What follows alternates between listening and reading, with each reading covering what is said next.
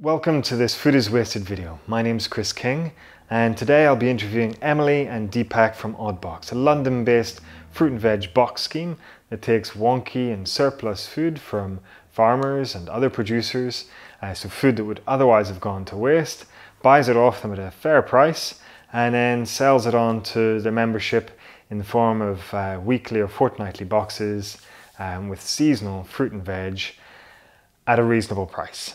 So everybody wins.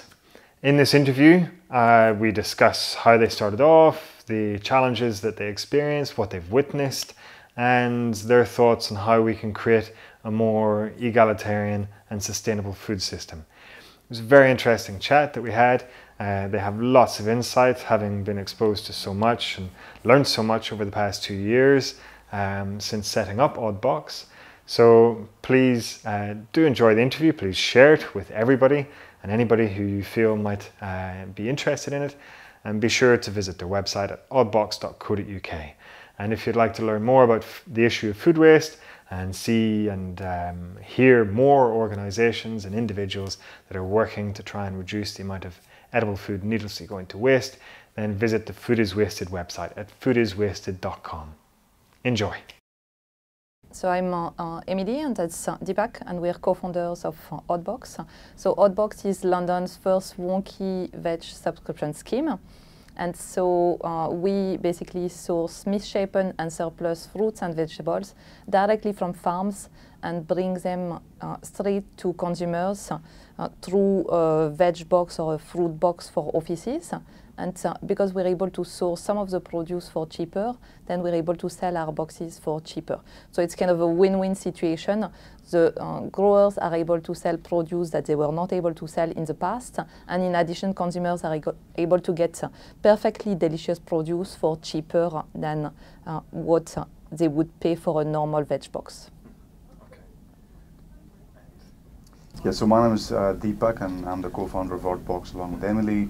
Yeah, we started Oddbox 2 years ago when we realized that there was a problem around the aesthetic quality of how nature grows its fruit and veg, and the fact that the way nature grows is not what we find in supermarkets, and so we saw a pain point that was the whole idea behind what was happening with the produce that was growing naturally on the farms that would potentially go to waste, and we thought that that would be a great concept to bring those naturally growing produce, but not exactly the different size, shape, colors that you don't usually find in supermarkets to people's homes directly.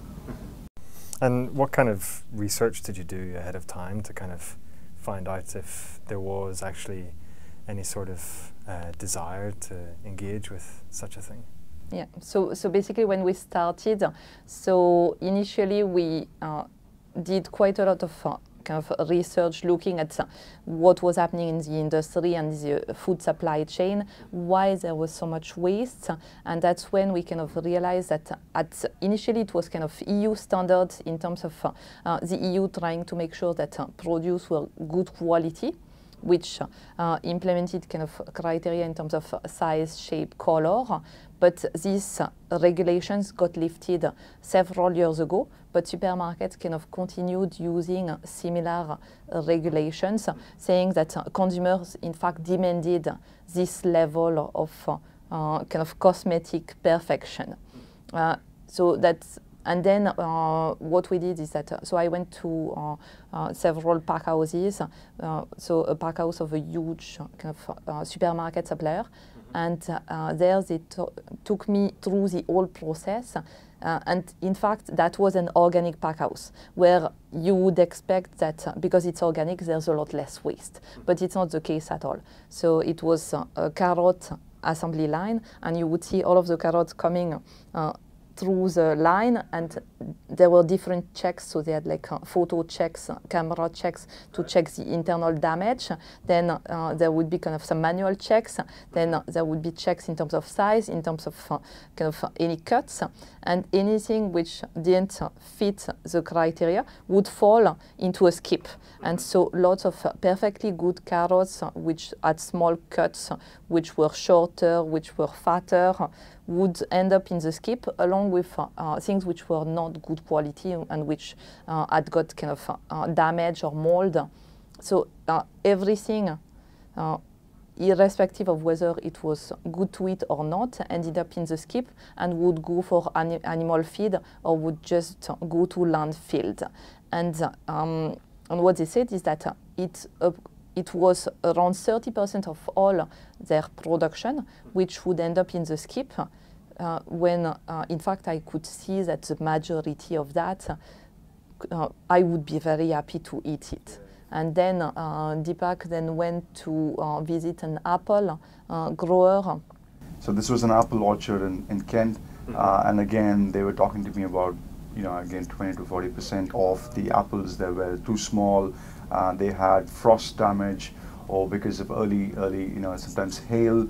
There were hail damage on the apples, and a huge proportion of these apples they were unable to sell because of, and we could see whole orchards or whole fields being affected by this. And in spring, and come harvest season, none of them could be given to supermarkets. So that's when we kind of visited the apple orchard and we started discussing, what can we do with it? And that's when we kind of thought there is no avenue for them apart from the traditional food processing industries like juicing. Some of the more savvy farmers are able to sell it for juicing, but a lot of the small farms and independent farms, they don't really know there are different avenues available, so they just let the whole fruit fall to the ground and become part of the kind of the compost, or it goes to landfill, or it gets sent to animal feed.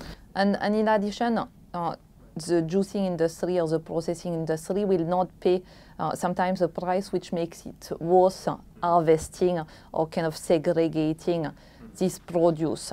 So they can find avenues to sell the produce, but then if it costs them more to harvest, to pack and to ship than what they will be paid, then for them it's not even worth kind of picking it. So they just sometimes leave it in the field or just send it for animal feed. And there is a huge technology cost involved of harvesting them in a month or two and then storing them in cold store or CA control atmosphere stores from September to almost March or April, and therefore just for them to store those apples throughout the year, throughout the season, is quite a huge cost for a farmer to undertake when the margins are quite thin. So they have to be really careful about what they harvest, what they can store, and what they can sell, and have a clear idea of that possible, so that they can forecast the economics. And then, so what basically what we did is that we kind of started a small trial just in our area. So we printed a few flyers, distributed that at a local market, and then distributed in households just in a few streets. Also got some friends to kind of sign up, and so we got 20 customers. At that time we had found two suppliers, so one based in New Covent Garden Market, so the wholesale market, and another one based in Borough Market, and both of them were both kind of growers and wholesalers, so they had access to their own produce as well as access to the wholesale market, and so they kind of helped us find produce which either were kind of wonky, so what we mean is too big, too small, or have skin markings, or were surplus. And so we did a 6-week trial working with them, planning what would be in the box for the next 6 weeks, and then packing the boxes ourselves. So we would go to the markets at 4 or 5 in the morning, because that's just before they close. because obviously they're open only between 11 and 5 in the morning, then make the boxes and then deliver ourselves to kind of these 20 families who were happy to trial it. And we realized that basically people didn't find that the produce were any different. In fact, lots of people told us, but it actually didn't really look wonky. So, and that's when we thought, if we've proven it with 20 people, if 20 people are happy to get this produce, then there's definitely some demand and other people who would be happy to eat kind of wonky or surplus produce. And so how many subscribers do you have now to your... So now we've got over 1,600 homes, so in mostly South London, where we started, and we've just expanded to West London. And we do also fruit boxes for offices, and so we've got 85 offices to whom we deliver fruit boxes on Monday or Wednesday. Okay, so there's clearly a demand for it. So despite what supermarkets might say in terms of people's reluctance to kind of accept such yes, and supermarkets also did some tests. So I think it was Asda which did a test and did a survey, and they realized that over 50% of people would be happy to buy wonky produce if it was cheaper than normal produce. So there was kind of a price element that people still don't understand, that it's the same quality produce, and therefore there's no reason to pay a discount for this produce. But people are obviously happy to buy this produce. And Asda launched a wonky veg box 3 years ago, and they had lots of people buying it. Now lots of supermarkets have wonky ranges, which earlier were their value packs. So they've kind of rebranded their value pack to say wonky range, when it's kind of it's the same. They always add kind of slightly smaller or bigger apples or bigger produce or different size and shapes, which were kind of their value pack. So you don't think the supermarkets kind of exploring, reintroducing wonky veg, their kind of deviation from what they're normally providing, you're saying is very little? It's actually, aesthetically speaking, there's very little variation between their class 1 and then what they're sticking in these wonky fruit and veg. They're not really kind of truly embracing the wonky fruit and veg, kind of what's out there and what's available. And not really, because I think we spoke to someone working for Asda, who used to work for Asda, and what I think she said was this was basically a PR exercise, because the margins that they make on those veg boxes are just not enough. I mean, case in point being Lidl selling their box for £1.50, and they clearly know that as a business, a commercial decision, that is never going to work, or that is never going to contribute to their bottom line. However, what it really does, it creates a lot of press and PR in the market about their contribution towards food waste, and that's the angle that they go for. Plus lots of footfall. So for them, they don't sell only fruit and veg. So what's important for them is to entice the customers into the shop, because they know that customers will not only buy the fruit and veg box, they will also buy other things. So they are kind of able to grow by having things like that, which are where they lose money, but they will make money on other items. Okay, so in your promotional video for your recent Cedar campaign, where you're trying to get further investment, you mentioned that you want to kind of normalize. You want to normalize wonky fruit and veg. So how do you see that happening? How do you see Oddbox contributing to that and putting pressure on supermarkets to, instead of it just being a PR stunt, actually kind of dropping those aesthetic standards, those cosmetic standards, and really kind of taking all the produce, or no matter what it looks like and what shape it is, of farmers? Yeah, I think a couple of things there is, one is we realize that supermarkets essentially are a market, so what it means is demand and supply, matching demand and supply. And what that also means is that they do it because the consumer, they seem to think that the consumer wants it. So there's a big part of it is changing consumer mindsets about what they think is, shall we say, not normal, and this quest for perfection that we've always seemed to put on ourselves. So I think from our perspective, we would want to educate consumers, educate children especially, about the fact that it is nature and that's how nature grows. We can't put them in a mold or a plastic bag and say it fits perfectly. It's almost, we're almost retrofitting something that grows in nature into a man-made thing. So I think education is a big part of it, and that's what we'll try and drive that education more and more as a company.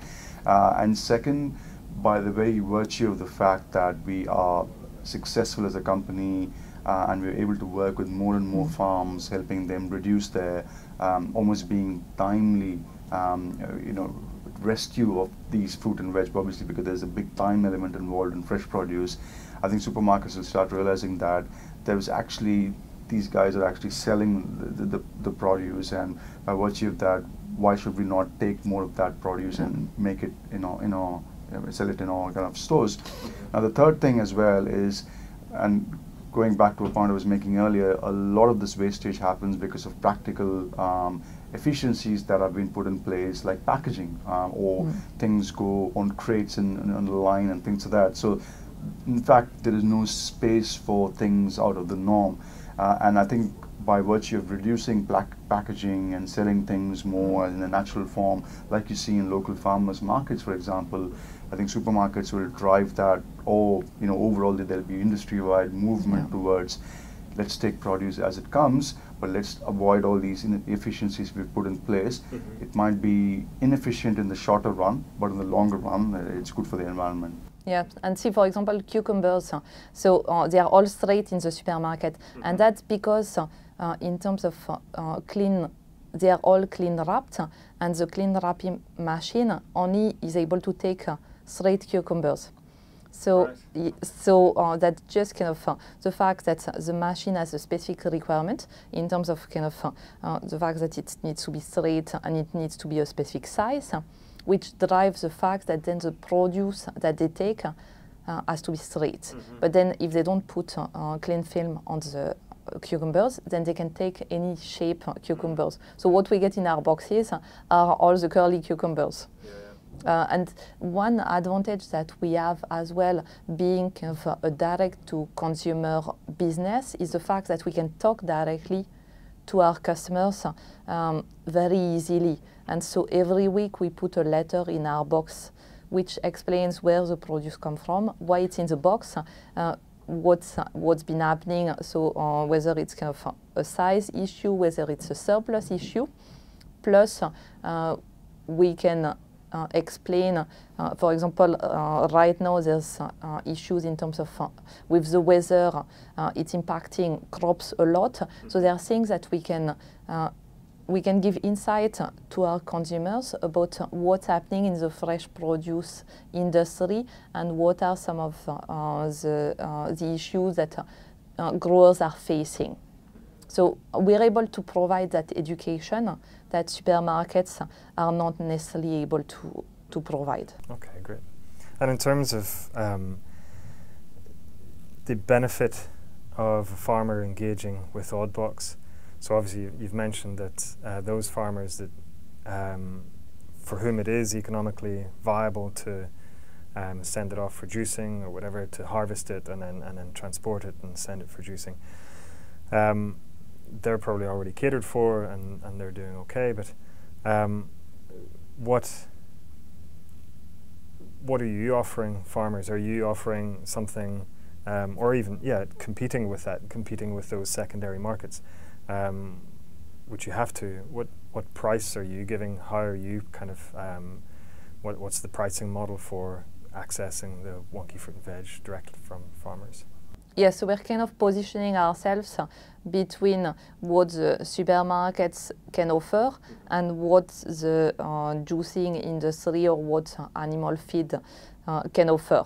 So, so because it's produce that then we're able to sell to our consumers in their kind of normal form, so not being processed, then we're able to pay a price which is higher and also is fair in terms of giving the producers a return. So for us it's really important that we continuously talk to our growers and make sure that we're not kind of paying them a price which don't even cover their cost. And so in our crowdfunding video you would have seen an asparagus grower, and so earlier he would sell only 60% of his crop and he would leave the rest on the field. So we worked with them during the asparagus season and so we couldn't take all of the rest of his crop, considering our volume are still small, but we took a portion of what he wouldn't harvest. So he would harvest this specifically for us. There's clearly a huge amount of opportunity to access wonky fruit and veg, not just on the farms themselves, but the pack houses. Are the pack houses separate, or is that a separate part of the chain? Yeah, so nowadays most of the growers will have their own pack house. So smaller growers will not have their own and send their produce to a pack house, which then will kind of pack for several growers, and then that's sent to the supermarkets. And the same pack house could supply multiple supermarkets as well. So it's almost this middleman which has the grading facilities, the storage facilities, as well as the dispatch facilities that provide plus don't have. Plus also kind of in terms of fruit, the UK is only self-sufficient for 11% of its fruit, because there's basically not that many fruits grown in the UK. So there's a lot which is imported, but still, despite being sometimes pre-graded where it's grown, it still comes here and there's still some grading being done here. So we also get produce which kind of are graded here, and for example some clementines which have small skin markings. Also we get a lot of things which are surplus. So there's always some fluctuation between the supply and the demand. So something would have already come in, but then because it was pre-ordered, but then it's a cold week and people want less of a certain produce, so it kind of stays with the pack house, and they don't have a way to use it. So there's a lot of kind of produce which becomes surplus, which we also get. And that's stuff that the supermarket isn't really kind of taking responsibility for when they declare that they have 0.1% waste that they're producing. Then that's clearly omitting. Yes, because it's almost saying you have waste in your kind of four walls. You have probably 0.1%, but are they taking responsibility for the whole supply chain? Is a good question to ask, and is that being tracked? Because supermarkets now also involve or communicate with other charities, for example, where they get rid of a lot of their surplus. So in a way, the net effect of that might be 0.1%, but there's an overall impact on the supply chain that is a true cost. Yes, because it's not integrated. So for them, they are not responsible for the whole production or the whole kind of supply of whether it's a grower or a pack house. They then kind of the way the market works is that there's no kind of assurance of placing a specific orders, and that also works for the growers because they don't always know what they will be able to produce. So it's difficult to fix kind of the supply and the demand a long time in advance. So it's very much on a week by week and day by day basis in terms of what they need to replenish their stock, and similarly what the growers have produced and can supply. And so one of the advantages we offer as a subscription business is that almost with a certain degree of accuracy we can say we need X quantities as we move forward, because our numbers don't change drastically, and as we become more and more mature as an organization, we are then able to say, right, okay, we know there's going to be a dip in August because of holidays, there's going to be a dip in December again, but there's again going to be spikes in September and January. And with that predictability, as we become as a mature organization, we'll be able to forecast more accurately, which is quite hard to do as a market, because you are expecting footfall, and yes, supermarkets are quite advanced organizations. However, there's only so much you can predict in terms of the weather and things like that. And for us, the good thing is that, for example, if it's a cold week and then there's less salads being kind of taken in the supermarket, for us we can still put salads in our boxes and help kind of the growers who have an excess salads. Mm-hmm. So because we're less driven by the demand, because we kind of fix what's in the box. It's not based on what consumers want.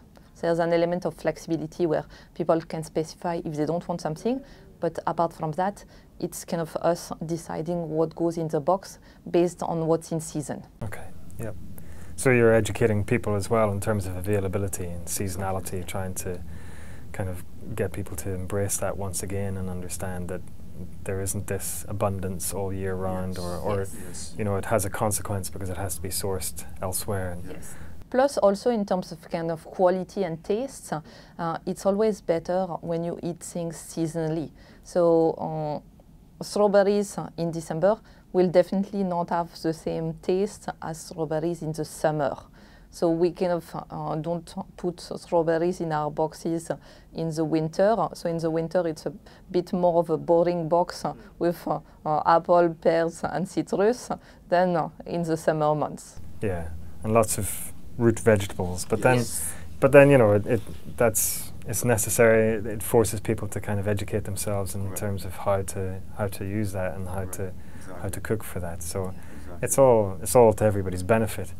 And if it takes, you know, if it takes that for people to start engaging with the wider issue of climate change and things like that, then, you know, it's a small price to pay that we go back to the way things were in terms of a more sustainable kind of food culture than one that just expects fruit all year round and veg all year round, and that convenience factor and stuff like that, you know. So yeah, and how have the farmers been? How receptive have they been to you approaching them and taking their wonky fruit and veg from them? I think initially there was a bit of a resistance, mainly because of the volumes that we were asking. We were quite small as an organization, and there is a certain amount of economics and labor that goes into play in terms of them harvesting it, packing it for us, and so on, in crates and so on.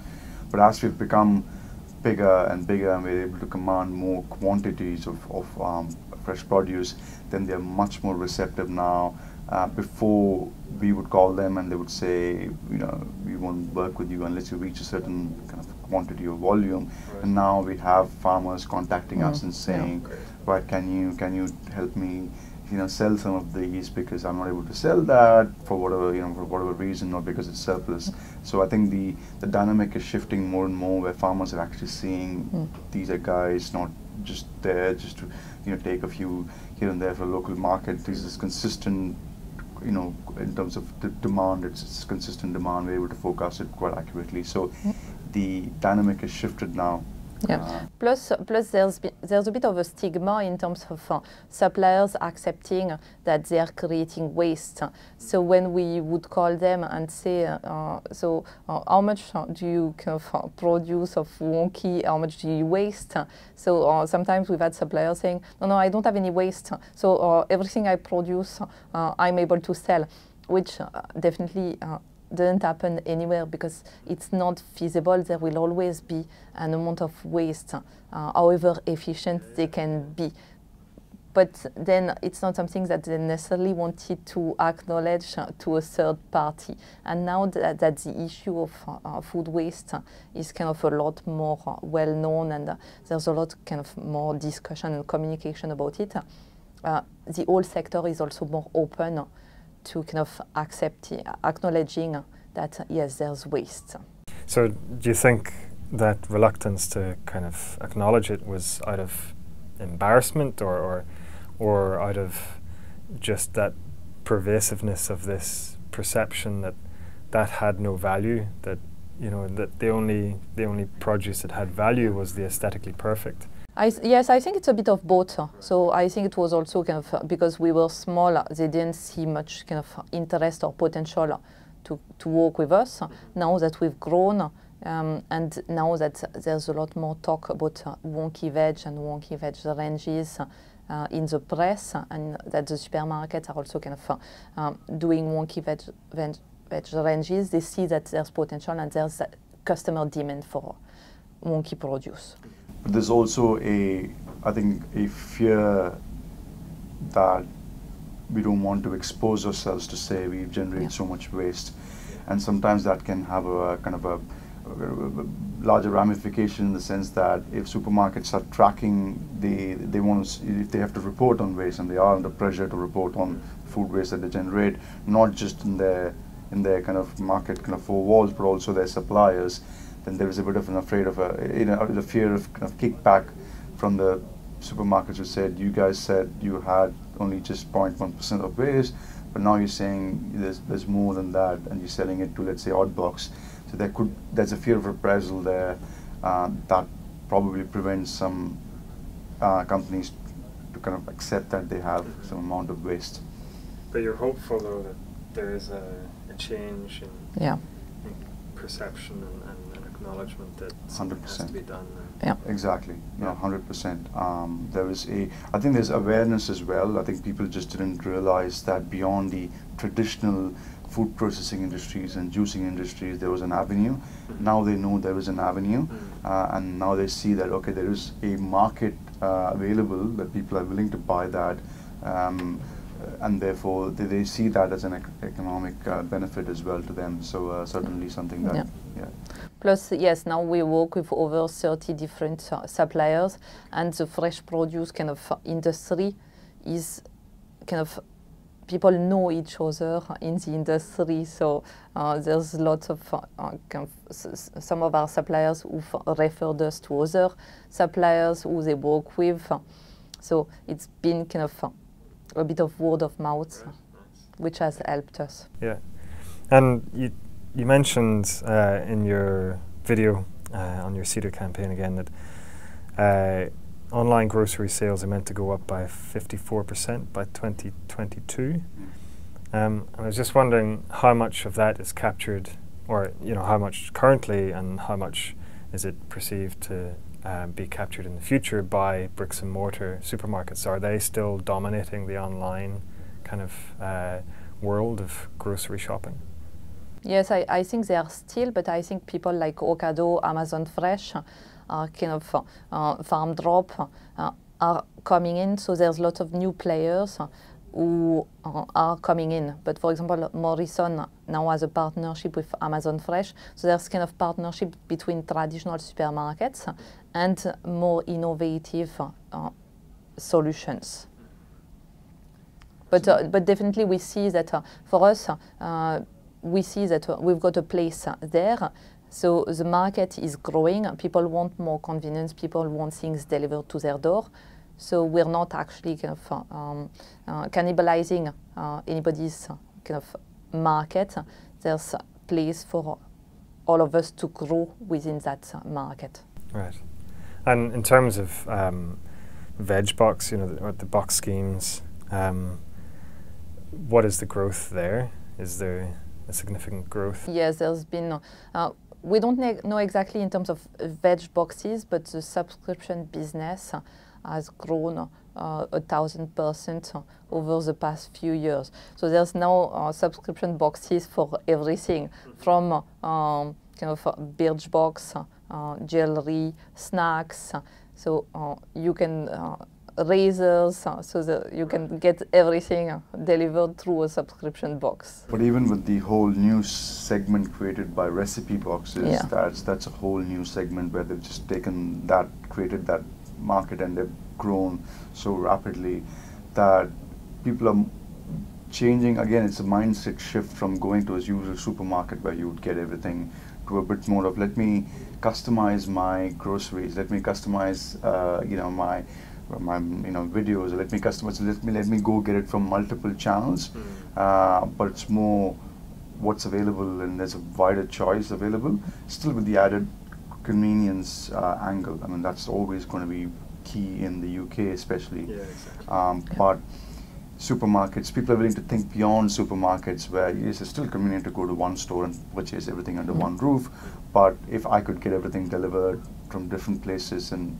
make it have more variety, why not? So I think that mindset is shifting a lot.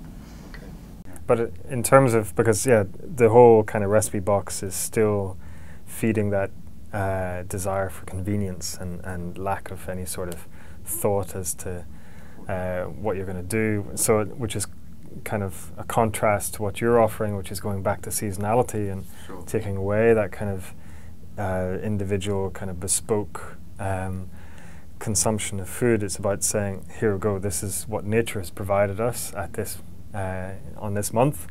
Now go out and express yourselves, and use that stuff. So it's kind of that contrast. So it's a competing kind of approach to things. Yes. But hopefully that'll rise. That kind of appreciation, and especially with the heat wave that we've experienced, then hopefully people will wake up to the fact that things aren't right and we need to change our approach to things, and also the plastic, Yes, the plastic in the recipe boxes, it's a lot of plastic packaging.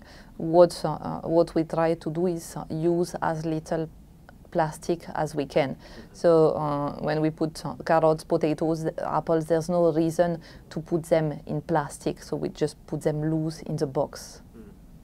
But again, but recipe boxes are making inroads into that. I mean, Gusto just yesterday came up with their commitment by the end of 2019, they'll reduce 50% of their plastic. So they realize that there is that big debate about plastic, and they want to make sure that they reduce that as well. So that there is an overall movement around, let's reduce plastic. But at the same time, that's reactionary. It's a reactionary response, instead of coming from a place of understanding and appreciation that things need to be changed wholesale, that the system is flawed and we need to change it. This is just reacting, much like the supermarkets and the PR stands for. Yes, reacting to what consumers are saying. Yeah. So, but how are you guys going to get your message out beyond the letter that you're putting in the boxes and educating your membership base that currently exists? How do you intend to kind of get that message out there to more people? So there's a few steps in that. I mean, beyond the letter itself, I mean, there's content that we are looking to create to say, well, okay, this is what happens behind the scenes on a farm, which we've got access to now in terms of, maybe taking pictures, speaking to the growers, etc. As one aspect of it. And also exposing them to things like what grows in season. That's another aspect of it.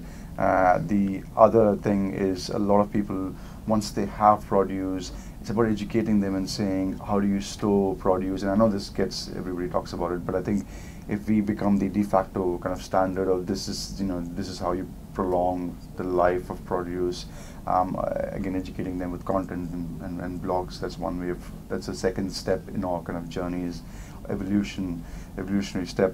And the third step is going directly to schools and talking to children about it, because I think we think that children need to be educated about where does fresh fruit come from, and it doesn't come from supermarkets for sure. It comes from somewhere else, and where is that place? What happens to the fruit there?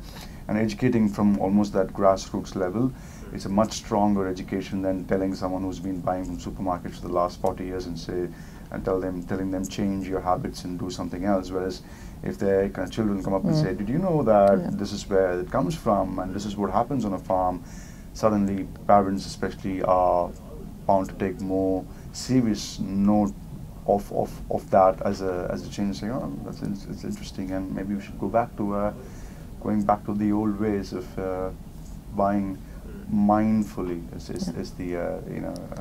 what the way we put it. And what some of our customers say is that basically receiving the box every week gives them the opportunity to teach their children about where produce come from. So there was some people were saying it's like Christmas every week for their children, and they run to the door, and then it's an opportunity to open the box together, show the different produce, explain about the produce, tell them where it's grown, so how long it takes to grow it, why it's there this week but not the next week. So that gives the opportunity for parents to do that education around food. Mm-hmm. You're doing stuff within the schools, and you're engaging with your own membership base and stuff, but that's building up this kind of grassroots movement and awareness. But what about at a policy maker level? Are you engaging with them at all? Because they obviously have the capacity to kind of change things in a very significant, meaningful way in a very short space of time, and some might argue that that's exactly what we need right now. Sure, I think it's a good idea. It's not something we've considered before, because we don't consider ourselves as activists, just as co-founders. But if that's what it takes in terms of reaching out to the policymakers, whether it be in government or the industry, to work together as a working group to solve that problem, then that is something that we look to do in the longer term. At this point in time, the way we're looking to tackle that is almost show that the model works and show that there is an alternative solution to that problem. Before then, and almost, okay, nationwide this problem works, or the solution works. How do we then, let's solve that problem as an industry-wide kind of policy? Then there's probably maybe a much powerful statement to make from our side, is what we think. But certainly something in the longer term kind of future, something we could potentially explore. And what kind of policies would you like to see written up? You know, having been exposed to what you've seen, you know, you see that the system has a huge amount of waste inbuilt in it, and the supermarkets aren't really necessarily engaging with the issue. They're just kind of doing tokenistic gestures. So what policy would you like to see to create a more kind of sustainable and egalitarian food system? So I think there's an element of some of the policies, like the EU standards in terms of the size, shape, color of fruit and veg, that's been lifted, but then that actually hasn't changed what has been happening in the industry. So supermarkets still kept their own standards, despite the fact that legally they didn't need to adhere to such standards. So there's an element of yes, policies can make some change, but also consumers are a powerful kind of force for change as well.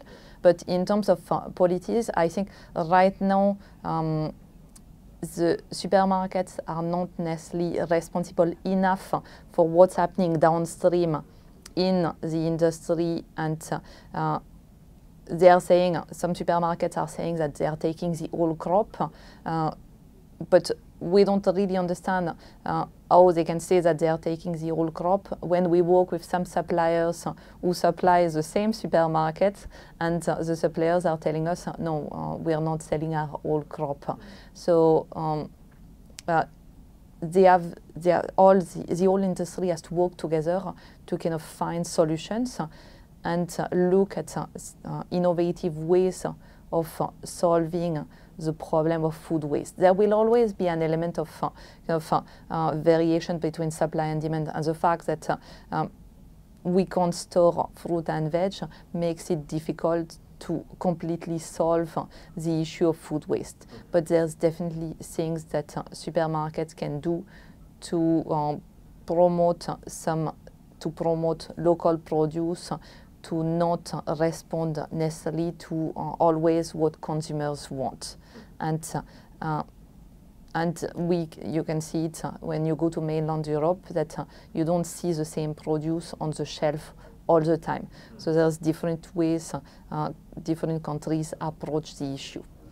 And I would say it's one step at a time. I would almost, there are supermarkets, and this happens in countries, especially in mainland European countries, France especially, where there is less of the produce that goes in packaging and plastic packaging. And although people might just think it's just plastic as a separate issue, it has a connected issue with food waste. Yes, it does prolong life in a way. Plastic prolongs life. If a cling film cucumber has a longer shelf life on the supermarket shelves. However, there is an impact on it somewhere else, and understanding what that impact is. It's not the whole idea of plastic as a silo, packaging as a silo, but understanding what is that causing the food waste, is that causing waste somewhere else, and truly understanding that whole picture, the bigger picture, rather than just looking things in silos. And then that is a change that supermarkets will have to do to make sure, do we want to still sell those 3 courgettes in a pack? Do we want to sell those avocados in that plastic pack with that cardboard tray? Yes, it prevents, supermarkets might argue and say, yes, it prevents food waste because it prevents them from bumps and drops and things like that. But are there better solutions out there? And are we looking at a longer term picture rather than just for today? Yes, plus I think that right now everything is about plastic, but then it should be the responsibilities of supermarkets to say we're using plastic because it reduces the overall waste, because it extends shelf life, and not say, okay, so consumers don't want plastic, we're removing plastic, without having weighed in what's the best solution, because in some cases it might be that having things in plastic is the best solution for some specific type of produce, but that for other type of produce, having them without plastic is a better solution overall. If we look at not food waste as a separate issue and plastic as a separate issue, but overall across the supply chain, what reduces the environmental impact as a whole, instead of treating each issue as a separate issue. And also, I mean, it's again, you're exactly right in the sense that look at it as an environmental argument rather than a siloed argument. It's the same point as why do we get fruits from Chile or in the southern hemisphere in winter and things like that. So I think it's looking at it from an overall perspective and fighting that argument rather than individual knee-jerk reactions. What the consumer wants, what seems to sell more at the end of the day. I think. Yeah, because ultimately the consumers are putting their trust and their faith in the supermarkets that they are going to do right by them. Correct. And by doing right by them, that extends to doing right by the environment. And so, it's about appreciating that there are embedded resources and embedded energy in every single thing that's produced. So it's factoring that into the decision-making process of, how something's going to be packaged, how it's going to be distributed, transported, all the rest of it. So, but I think it's just that we've built these almost oligopolies or monopolies in certain industries that they're so big that the focus seems to be on short-term market share and your bottom line rather than long-term arguments. And this goes back to, fine, let's say supermarket A does it, I'll lose my market share because somebody else, the other people won't do it, and therefore the focus almost seems to be on short-term gains rather than long-term gains, and I think that's where the environment argument loses itself amongst all the other things that happens on a day-to-day basis. And that's where policymakers need to step in and start writing policy. And standardize certain things and say, this is what you should do. Let's look at simple example being plastic, 5p bag. It was an industry-wide change that happened at the same time. And yes, people still buy those bags, but there's the consumption of plastic went down drastically by almost 60% or so on, and I think you're right. In a way, that's where policymakers need to come and really say, right, okay, all these other things, shall we look at it end to end rather than just siloed pieces of. Yeah, because voluntary, the government is very hands-off and likes its voluntary targets and stuff, but then when it is likely to hurt the bottom line, as you say, then they're going to be reluctant. Any one supermarket is going to be reluctant to put their head above the parapet and give that a go and take that risk because they lose that market share. But policymakers, that's when they need to take responsibility and say, right, we're going to make this whole, whole industry kind of legislation that means all of you have to do it, so then everybody can commit to it. Exactly. Yeah, so I think there's a real need for that in terms of food waste and plastic packaging and the rest, because they're not going to do it willingly, voluntarily. And exactly. Yeah. Exactly. And I think people from all sectors need to come together and work on it, right from the grower to people like us living in homes, because 50% happens of waste happens in our homes, and that again goes back to, because produce is so easily available, it's quite cheap. We don't seem to realize the true value of that produce. We just look at a banana or an apple as an apple. We don't really think about the resources that go behind growing those things. And this again comes back to education and the consumer actually be able to kind of see what happens behind the scenes on a farm, and we've lost that connection somewhere. And so, bringing policymakers, you're right, bringing that together as a circle and say, this is what happens. Let's work together for solutions, find solutions. Yeah. And so, just to wrap up, what next for Oddbox? What's because you've just had your campaign, which was massively successful, so you've got a huge amount of investment from a significant number of people. So, what's the plan? Yeah, so basically right now we're only mainly in South London. We've just started to expand to West London. We've got lots of people who signed up to our waiting list and are waiting for us to kind of expand to the rest of London, so that's the plan. So basically we are planning to go to East London after the summer, so in September, October, and then extend from there to North London and eventually cover the whole of the M25 in the next 12 to 18 months. And beyond that, we plan to kind of replicate what we're doing in London to tier 2 cities where we know that there will be demand for wonky fruit and veg as well. Great.